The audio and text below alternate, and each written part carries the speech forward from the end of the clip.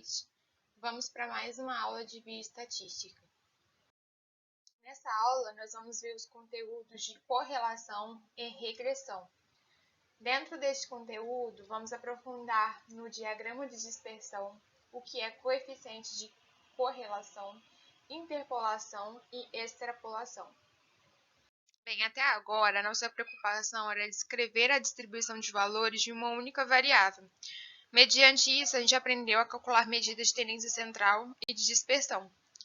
Quando consideramos a observação de duas ou mais variáveis, surge um novo problema: quais as relações existentes entre variáveis estudadas?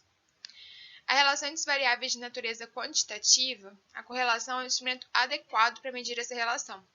Uma vez caracterizada a relação, vamos descrevê-la através de uma função matemática. Então, a regressão é o instrumento adequado para determinar os parâmetros dessa função. Quando duas variáveis estão ligadas por uma relação estatística, dizemos que existe uma correlação entre elas. Um exemplo: peso e altura de um grupo de pessoas, uso de cigarro e incidência do câncer, consumo diário de proteínas e coeficiente de natalidade, entre outros. Agora nós vamos aprender a montar um diagrama de dispersão.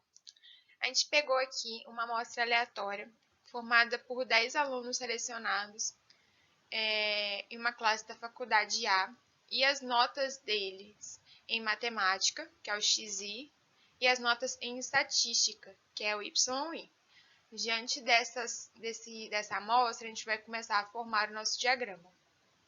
Representando em um sistema ordenado cartesiano ortogonal, os pares ordenados xi e yi, obtemos uma nuvem de pontos que denominamos então de diagrama de dispersão. Os pontos obtidos, vistos em conjunto, vão formar uma elipse diagonal. Podemos imaginar então que quanto mais fina for a elipse, mais ela vai se aproximar de uma reta. E dizemos então que a correlação de forma elíptica tem como uma imagem uma reta, sendo por isso denominada correlação linear. Aqui a gente já montou o diagrama do exemplo anterior. Observe, por exemplo, que o primeiro aluno, ele tirou, em matemática, ele tirou 5, que é o XI, e em estatística, que é o YI, ele tirou 6. Então, a gente vai vir aqui no 5 e vai carregar ele até o 6. Aqui, ó, esse ponto aqui. E assim por diante, tá? Formando, então, essa elipse da segunda imagem, que tem um significado, como a gente vai ver no próximo slide. Nós dizemos que uma correlação é linear positiva se os pontos do diagrama têm como uma imagem uma reta ascendente. Como a gente pode observar aqui, a reta está crescendo, né? Está crescendo, ela está indo para a direita, então ela está crescendo. Na segunda imagem, nós temos a correlação linear negativa. Observe a diferença, que se os pontos do diagrama têm uma imagem como imagem uma reta descendente, observe aqui como alterou, né? Ela, no caso, não está em crescimento. Ela está indo para o lado oposto de uma positiva. Dizemos que uma correlação é não linear se os pontos do diagrama têm como imagem uma curva. Observe aqui como esse aqui formou uma curva. Então, é não linear. Já se os pontos apresentarem-se dispersos, não oferecem uma imagem definida, a gente vai concluir que não há relação alguma entre as variáveis do estudo. Como aqui, ó, ele não forma uma reta ascendente, não forma uma reta descendente, não forma um arco, então não há correlação. O instrumento empregado para a medida da correlação linear é o coeficiente de correlação. Esse coeficiente deve indicar ali o grau de intensidade da correlação entre duas variáveis e ainda o sentido dessa correlação, se ele é positivo ou se é negativo. Essa medida é chamada de coeficiente de correlação de Pearson e se representa por R, que é dado por N, que é o número de observações, vou colocar aqui a forma, N, que é o número de observações, e os valores limites de R são menos 1 e mais 1. Isso é, o valor de R pertence ao intervalo menos 1 e mais 1. Então, os valores limites de R são esses que eu te falei. Se a correlação entre duas variáveis é perfeita e positiva, então é R mais 1. Se a correlação é perfeita e negativa, vai ser R menos 1. E se não existe correlação entre variáveis, o R vai ser igual a zero. Algebricamente, a gente pode tirar algumas conclusões nesses parâmetros. 0,6 igual ou menor que R, ou menor que 1 é ideal. 0,3 menor ou igual a R e menor que 0,6 há uma correlação relativamente fraca entre variáveis. Entre 0, menor, e menor que 0,3, a correlação é muito fraca e praticamente a gente não pode concluir nada sobre a relação entre variáveis de estudo. R igual a zero quer dizer que não existe correlação. Se R, logicamente, é igual a mais 1, há uma correlação perfeita, como a gente já viu no outro slide. Para que o coeficiente de correlação de Pearson possa descrever um resultado expressivo, é imprescindível que ele se aproxime de uma expressão linear. Isso ocorre quando verificamos que o diagrama de dispersão se comporta ali aparentemente como uma reta. A gente vai então calcular o coeficiente de correlação relativo à tabela que a gente passou anteriormente.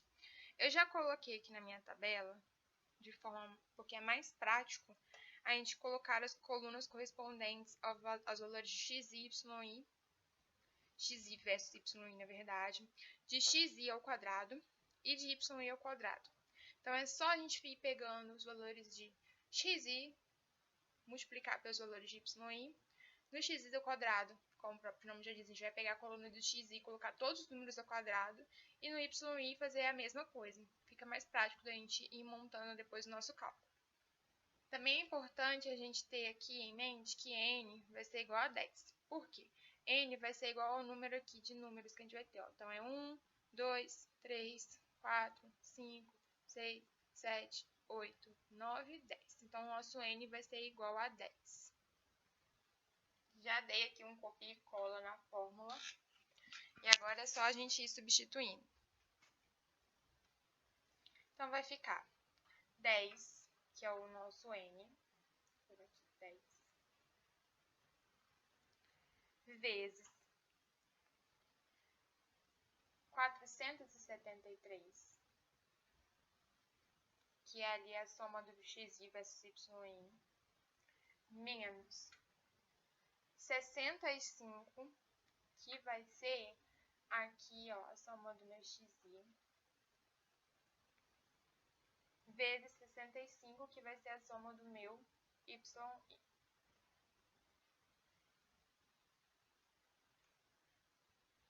Aí vai ser dividido, eu não vou colocar embaixo, tá? Pra ficar mais simples a gente visualizar. Mas se puder a gente colocar embaixo, fica mais fácil pra gente organizar de acordo com a fórmula aqui. Então, vai ser dividido pela raiz quadrada, de 10, que é o meu n de novo. Deixa eu colocar ele aqui. 10.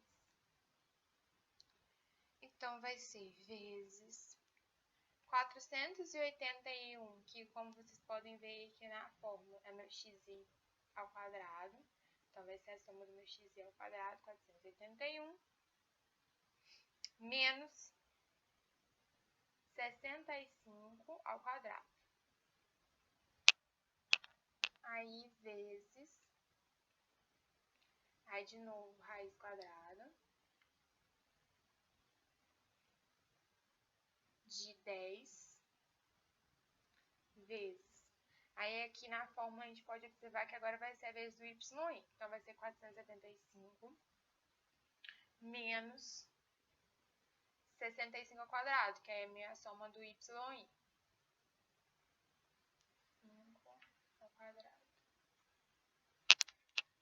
Entenderam como se vai formar esse cálculo? Agora eu já vou resolvendo. R vai ser igual a 4.730, né? 4.730.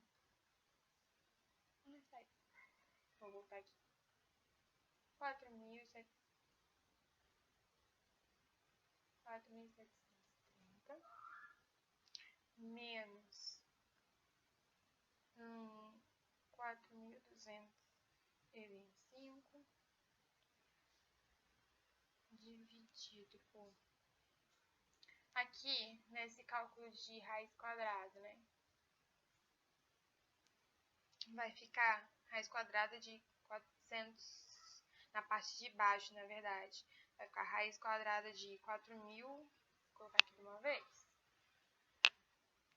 Fica raiz quadrada de 4.810 menos 4.225 vezes, já vou colocar aqui a outra, 4.750 menos 4.225. Então, agora a gente só resolver, né? Então, R vai ser igual a 505, a gente vai resolver a parte de cima primeiro, 505, dividido, né, por raiz quadrada. A raiz quadrada vai ser a última que a gente vai resolver. Vou colocar aqui, raiz quadrada de 585 vezes raiz quadrada de 525. E agora a gente vai resolver, né, essas raízes. Então, vamos aqui para baixo para a gente ficar... Quando a gente não tem um pouco de dificuldade de organizar os cálculos, é bom a gente sempre separando direitinho, e passo por passo. Então, a gente já resolveu a parte de cima, agora a gente vai resolver a parte de baixo. Então, vai ficar 505 dividido, que vai dar 554,18. 554,18. Que é igual a mais 0,911. Então, essa é uma correlação linear positiva ideal, pois ela é, né, de 0,6 maior que ou igual a 1. Então, ela é ideal. Na verdade, eu vou confundir tudo aqui. Ela é maior do que 0,6 e igual a 1. Então, ela está ali no padrão considerado ideal de uma correlação linear. Na regressão, a gente supõe que x é a variável independente e y é dependente. Então, a gente sempre vai procurar determinar o ajustamento de uma reta em relação entre essas duas variáveis. Ou seja, a gente vai obter uma função definida por y é igual a a vezes x mais b, onde a e b são os parâmetros. A gente tem esses exemplos aqui. Depois a gente vai fazer essa regressão, tá? A gente pode observar que o diagrama ele é linear positivo. Sejam duas variáveis x e y, entre as quais existe uma correlação acentuada, embora não perfeita, como por exemplo nas que formam a tabela a seguir, referente entre as notas dos alunos de matemática e estatística, aquela tabela que a gente viu lá atrás. Vamos então calcular os valores dos parâmetros de a e b com a ajuda dessas fórmulas aqui. O n é o número de observações, x com tracinho é a média dos valores de xi e y com tracinho é a média de valores yi.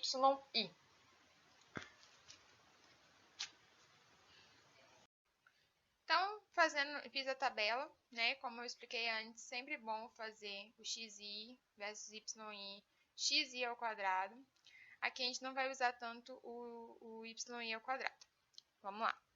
Já vou colar aqui a minha fórmula. Então, essa aqui vai ser a fórmula que eu vou utilizar. E já vou substituindo os valores, tá bom?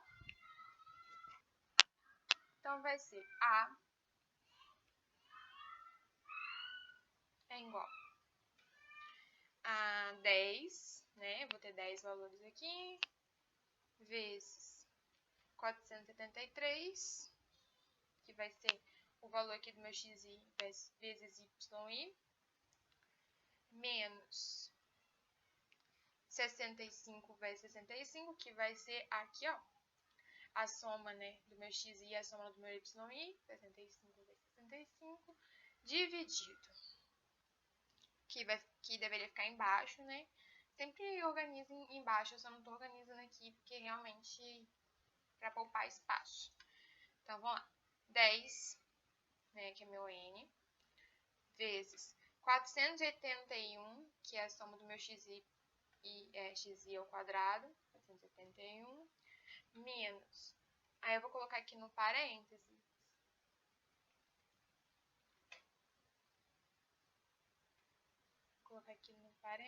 menos 65, vou fechar e vou colocar ele aqui ao quadrado. Então, já montei, então agora a gente só resolver, né? Prestar muita atenção na hora de montar, porque a montagem é muito importante. Então, vai ficar 4.730 menos 4.225 dividido. Já vou resolver a parte de baixo, que não tem raiz quadrada, não tem nada, tá tranquilo. 4.810 menos 4.225. Vai ser igual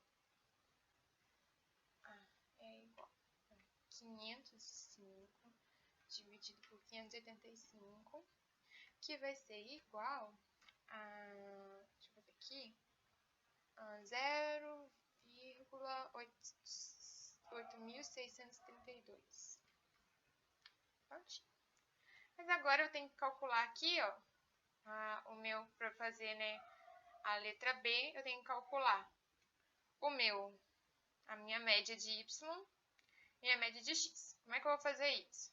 Vou aqui na tabela, pego a soma do meu xi, que é 65, e eu vou dividir pelo número, né, de linhas que eu tenho, que é 10. Então, vai ficar,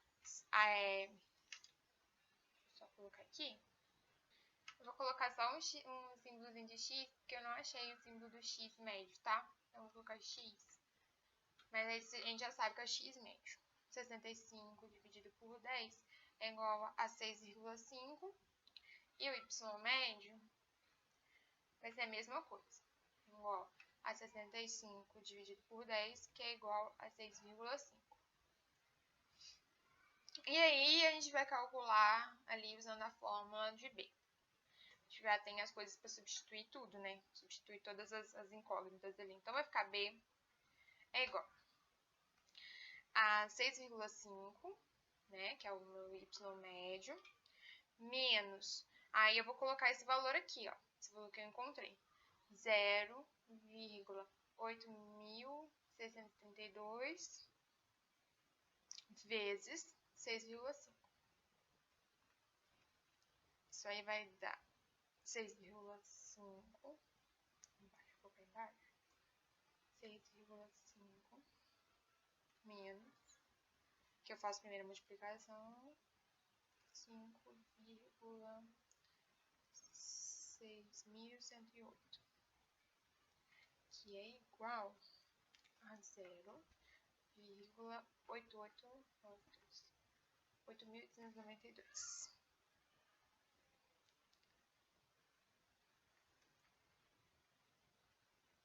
Então, com a base nesses cálculos, a gente já consegue também fazer o cálculo de y. Y, então, vai ser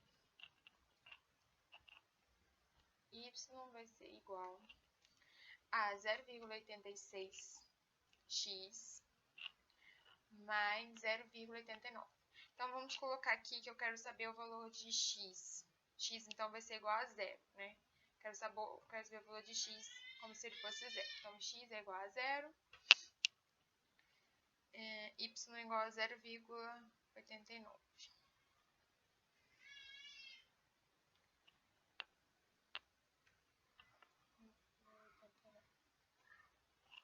Se x for igual a 5,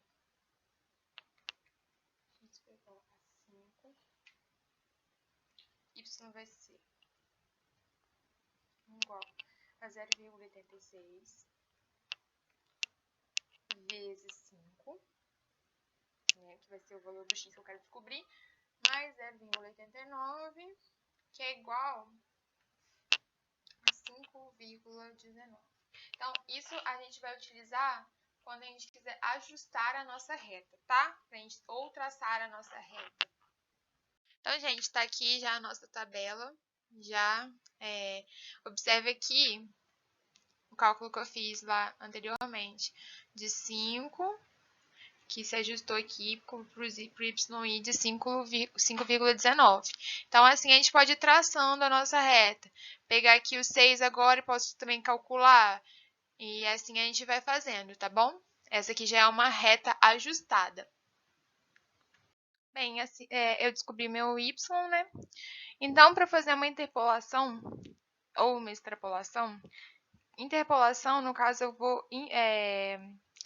vou querer saber de algum dado que não está ali, que está dentro do meu espaço amostral, claro, mas que ele não está explicitado. Então, eu vou calcular a interpolação. Já a extrapolação é de algum dado que está fora do meu limite da amostra, seja limite inferior ou limite superior, tá? Então, a gente vai extrapolar o dado. Então, para a gente calcular ou interpolação e extrapolação, é só a gente ali substituir o x pelo número que eu quero descobrir. Por exemplo, eu quero descobrir o 4. Então, eu já faço ali o cálculo, que vai ficar 0,86 vezes x, né? Que vai ser vou substituir pelo 4, mais 0,89, que é igual a 4,33. Vamos colocar que eu queira saber também a nota 1. Então, eu vou fazer o mesmo cálculo. Y é igual a 0,86 vezes 1,0 mais 0,88, que vai ser igual a 1,75. Então, a gente já vai calcular a interpolação e extrapolação, sendo que para calcular a nota 4 eu fiz uma interpolação e para calcular a nota 1 eu fiz uma extrapolação, tá? Lembrando, gente, que a extrapolação, ela não é muito bem aceita, tá? É só em casos que você vai ali concluir que podem acontecer tais casos, né? Mas geralmente ela não é feita. Aqui estão nossas referências, fique à vontade para consultá-las.